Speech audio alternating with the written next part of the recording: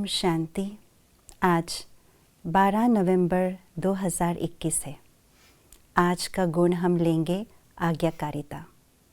20 दिसंबर 92 की अव्यक्त मुरली में बाबा ने महावाक्य उचारा है कि जो बच्चे बाबा के हर श्रीमत को फॉलो कर उस सर्वशक्तिवान के आज्ञा को जी हजूर करके चलता है, वही आज्ञाकारी बच्चा है।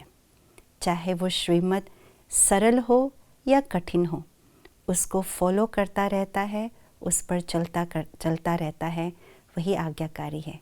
ऐसा नहीं कि सरल श्रीमत को तो हमने सहज मान लिया, परंतु जो श्रीमत कठिन हो उसे छोड़ दिया, इसे आज्ञाकारी नहीं कहा जाएगा। और जो आज्ञाकारी बच्चे हैं उनको बाबा की शक्तियाँ मिलती रहती है आज्ञाओं को पालन कर पाने की। आज का स्लोगन हम सुनेंगे। सेवा में संबंध संपर्क में विघ्न पड़ने का कारण है पुराने संस्कार, उन संस्कारों से वैराग्य हो। हम ब्राह्मण आत्माओं के दो प्रकार के पुराने संस्कार हैं। एक है पुराने ते पुराने संस्कार, अपने अनादि और आदि संस्कार, जिसको हम कहते हैं निजी संस्कार, सुख, शांति, प्रेम, आनंद। और दूसरा पुराना संस्कार है जो द्वापर युग में आकर के देहाभिमान के वश होकर के जो संस्कार हमने अपना लिया, जो रावण के संस्कार अपना लिया, वो भी पुराने संस्कार हैं, जो हमारे निजी संस्कार नहीं है, लेकिन एक्वायर्ड संस्कार कहा जाता है, रावण से हमने लिया हुआ है। तो जो पुराने द्वापर युग के संस्कार हैं, उसी को ही अपना मान लेने के कारण से जो पुराने ते पुराने निजी, अनादि और आदि संस्कार है, उसे भुला दिया है। और इसी कारण से हम खुद ही परेशान हैं। और वो संस्कार कौन से हैं? रावण के संस्कार, क्रोध के संस्कार, आलस्य, अलबेलापन, इच्छाएं, अपेक्षाएं, ये सब संस्कार हैं।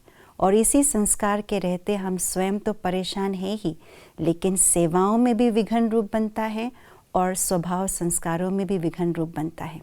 तो ऐसे संस्कारों से वैराग्य वृत्ति धारण करने के लिए दो विधियां हैं।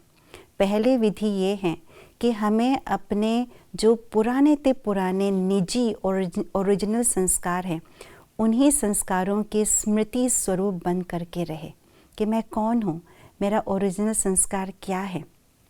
और दूसरी विधि यही है कि हम अपने मन के अंदर ये विश्वास दिला दें कि ये जो पुराने रावण के संस्कार, ये मेरे नहीं हैं, ये रावण के हैं जो मेरे अंदर आ गया है।